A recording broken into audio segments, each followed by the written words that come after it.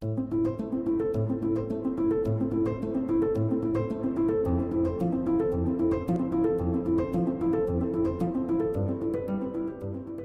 m'a demandé de faire un exposé sur les régimes, régimes et gastroentérologie.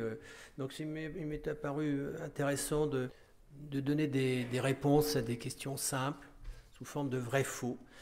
Première question, existe-t-il une mortalité différente entre les nations qui ne suivent pas de façon culturelle les mêmes types de régimes? Alors ça, on défonce une porte ouverte déjà. La réponse est bien entendu oui. Et notamment, il faut parler du Japon et de la France, qui ont, vous le savez, oui, vous en entendez mieux, c'est vrai, et qui ont la plus faible mortalité cardiovasculaire. Alors, ces deux pays, le Japon et la France, ont comme particularité d'avoir une appétence moindre au sucre et au sel, et ça agit sur la mortalité cardiovasculaire, ainsi qu'une moindre consommation concernant l'alimentation industrielle qui est très néfaste. Avec malgré tout un bémol pour la France et le Japon, c'est l'alcool, avec une consommation encore excessive. On n'est plus les champions du monde, mais on n'est quand même pas mauvais, et avec les inconvénients d'une consommation excessive d'alcool par rapport au foie, hépatopathie, stéatose, on en a parlé, fibrose et cancer du foie. Et pour le Japon, c'est une particularité culturelle, c'est le saké. La prise de saké, qui est un alcool fort et qui consomme avec une température assez élevée, peut occasionner des cancers gastro-intestinaux et notamment ésophagiens et gastriques. Alors, deuxième question qui m'apparaissait intéressante, le sucre, on dit grand mal du sucre, le sucre est-il un vecteur de cancer? La réponse est, à votre avis, oui. Oui, voilà. Et pourquoi? Alors, voilà, pourquoi? Deux idées peuvent soutenir cette théorie, sucre et cancer. Une théorie épidémiologique. Les addicts au sucre sont des individus qui appartiennent à une catégorie socio-professionnelle défavorisée qui consomment davantage de tabac et alcool. Et donc, il y a ce trio infernal, sucre, alcool, tabac, qui concourt à l'apparition de cancer. La deuxième théorie, par rapport au sucre et cancer, c'est une théorie médicale.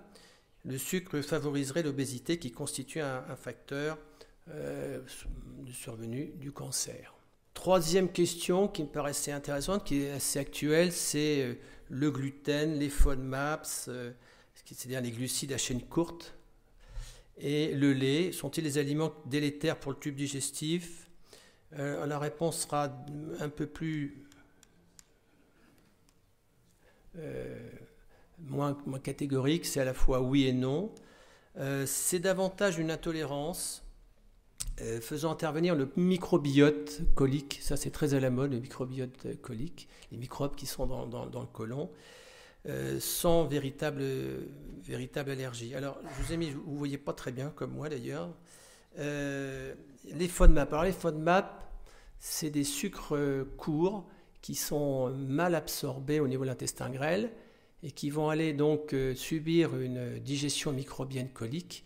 Et la caractéristique de la digestion microbienne colique, c'est la fabrication de gaz. Et ces gaz en excès entraînent des flatulences, un inconfort digestif. Et donc quand vous avez affaire à des gens qui vous disent « j'ai mal au ventre, je suis ballonné, je ne suis pas bien », eh bien la première chose à leur proposer, c'est un régime sans FODMAP, dont vous avez la liste exhaustive, je ne sais pas si vous la voyez bien, sur votre gauche, ici.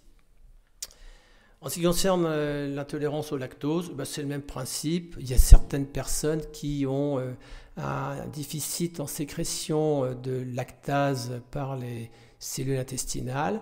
Et donc ce lactose qui n'est pas digéré au niveau du grêle va également passer dans le côlon. Il va subir la digestion microbienne colique avec fabrication in fine d'hydrogène. Et cet hydrogène dans le côlon, entraîne des flatulences, etc. Et c'est un diagnostic qui peut être fait par des tests respiratoires. En ce qui concerne l'intolérance au gluten, alors là c'est quelque chose de très vaste. Ça va de la colopathie fonctionnelle qui intéresse 7 à 10% de la population jusqu'à la véritable allergie, représentée dans 1% des cas de la population par la maladie cœliaque, et qui impose un régime sans gluten qui est un régime difficile et coûteux. Ensuite, je vais vous parler de choses qui me paraissent intéressantes, c'est MICI, c'est-à-dire colite inflammatoire et régime. On ne sait pas trop quoi dire aux patients qui ont une rectocolite hémorragique ou une maladie de Crohn en période de quiescence ou de poussée par rapport à leur rapport alimentaire.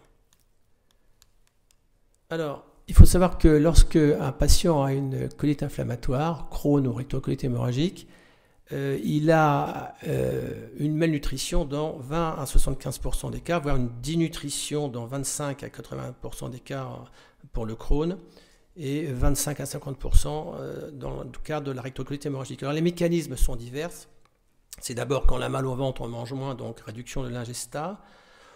Augmentation des besoins par l'inflammation. L'inflammation crée des besoins et qui ont un coût, notamment au niveau protéines. Malabsorption, c'est sûr que si vous avez un tube digestif qui est malade, qui malabsorbe, qui entraîne une malabsorption, on aura un déficit et donc un risque de malnutrition et d'innutrition.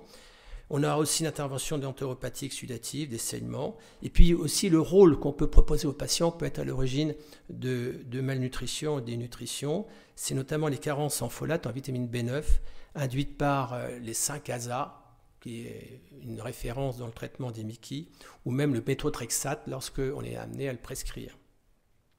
Et puis, on est souvent dans les traitements initiaux amené aussi à prescrire des corticoïdes, et on sait tous que la corticothérapie entraîne une ostéoporose et une protéolyse.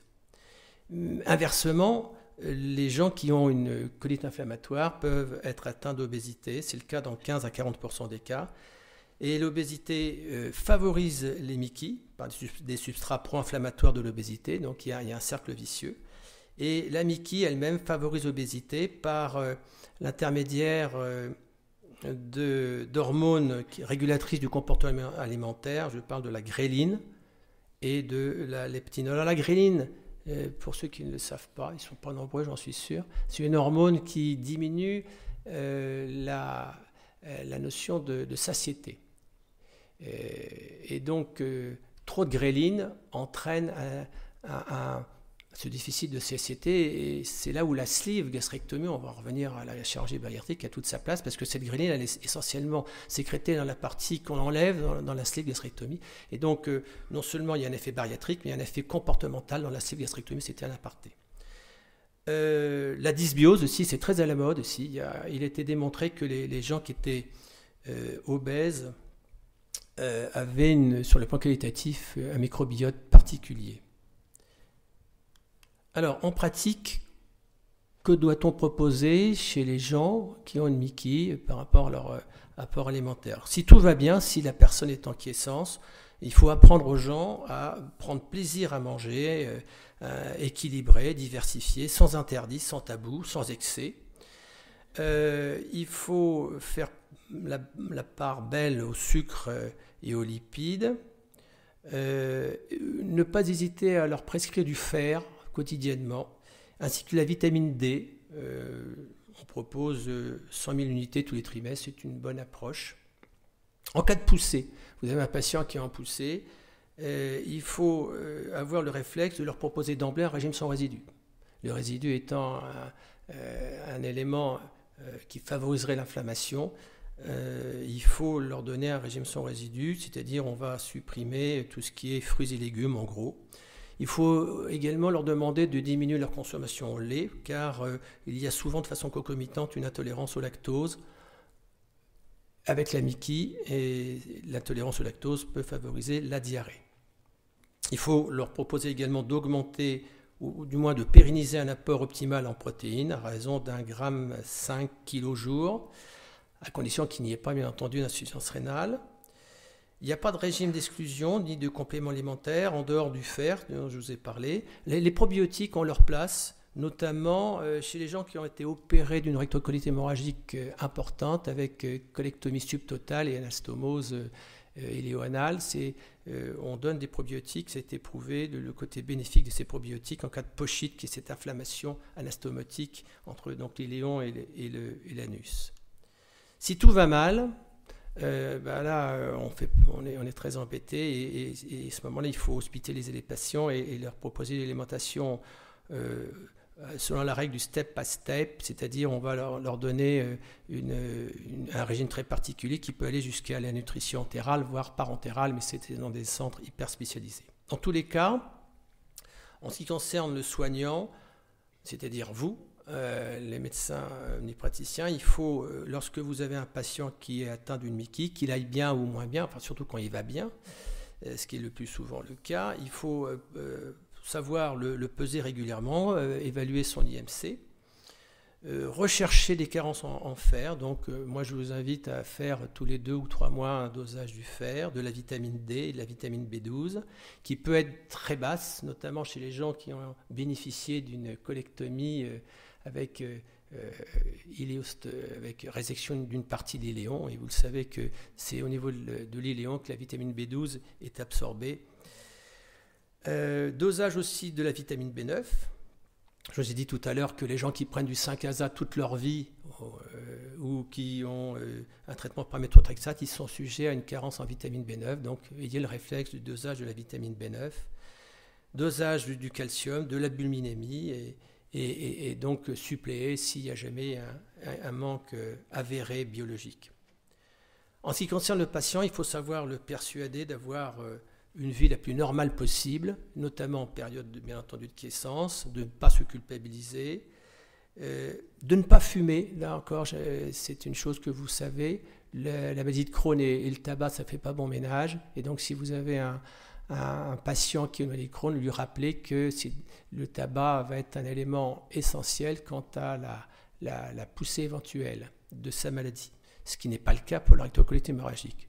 Bien entendu, on ne va pas inviter notre patient à refumer.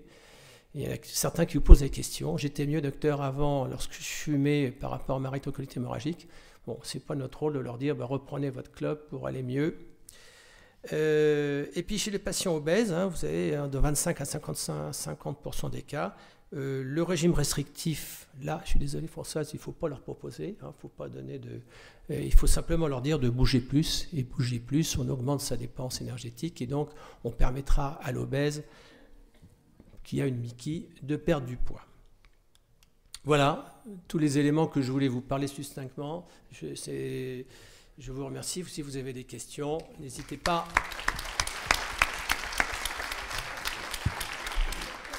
Sans prétention. Monsieur Ed, je vous écoute. Monsieur Ed, gastro-entérologue, associé depuis 40 ans. Salut mon frère. Salut mon frère. Juste une question. Je me suis toujours posé comme gastro-entérologue, c'est la place des probiotiques. Ça me donne le vertige, pour ne pas dire des fois la nausée.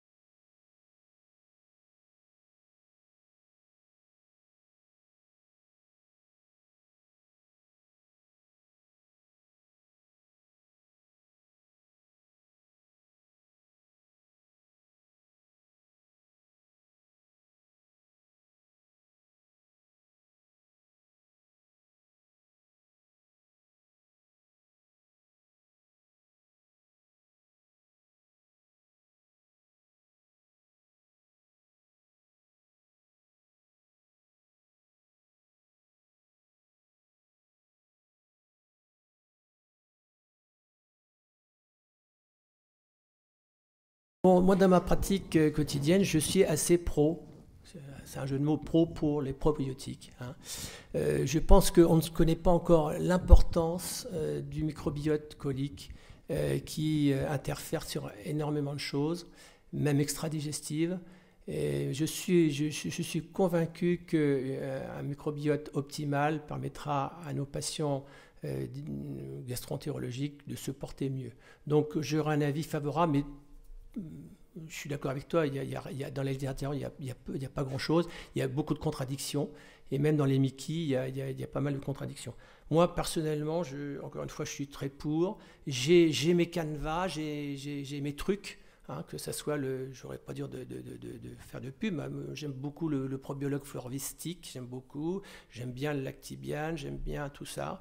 Il y a aussi un effet Balint. Hein. L'effet Balint, c'est-à-dire l'effet rapport entre médecin-malade. Si tu as quelqu'un en face de toi qui est colopathe et qui t'a fait plein d'examens, tu es d'accord avec moi, tu es sûr qu'il n'a pas d'organicité. Si tu lui dis, je vais vous donner quelque chose qui va vous faire du bien, la façon de le dire, il le reprendra mieux. Peut-être que non seulement le microbiote sera mieux, mais on aura peut-être un meilleur résultat si tu donnes les moyens de le persuader aussi. Donc il y a une approche aussi psychologique, rapport entre médecin-malade, etc. Mais je suis persuadé qu'un jour, tu sais, l'ultralevure qu'on donnait il y a 60 ans, il y avait beaucoup de détracteurs, jusqu'au jour où on s'est rendu compte qu'il y a eu des études qui étaient très parlantes, et on a prouvé scientifiquement, notamment après les antibiotiques et dans le traitement des colites pseudomembraneuses, d'accord, que ça avait sa place. Moi, je suis persuadé que si ce n'est pas aujourd'hui, ça sera demain. On aura grand intérêt à prescrire des probiotiques. Moi, j'ai deux questions pour toi, Jean-Louis. La première, c'est sur le régime sans gluten dans la colopathie, qui, en fait, très souvent amené lors des entretiens par les patients eux-mêmes, qui en fait est un régime sans FODMAPs.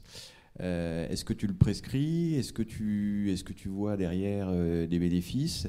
Et deuxièmement, toujours sur le sans gluten, il y a une entité un peu nouvelle qui est à la mode, c'est l'intolérance au gluten non cœliaque. Est-ce que tu en as l'expérience? Et est-ce que tu as des choses à nous dire là-dessus? Alors, moi, ce que je sais, c'est qu'on propose le régime sans gluten. Ça, c'est ma pratique. Hein. Lorsqu'on a la présence d'auto-anticorps positifs, anti-transglutaminase ou anti-endomysium, là, il est justifié de proposer le régime sans gluten. Après, il y a des gens qui, là encore, l'aspect psychologique. Hein, il y a des gens à qui j'ai demandé des anticorps, c'est négatif. Ils sont persuadés que le régime sans gluten va les aider. Tu ne peux pas leur interdire. Et puis, quelque part, ça peut les aider psychologiquement à moins souffrir de leur côlon. Voilà quelle serait ma position.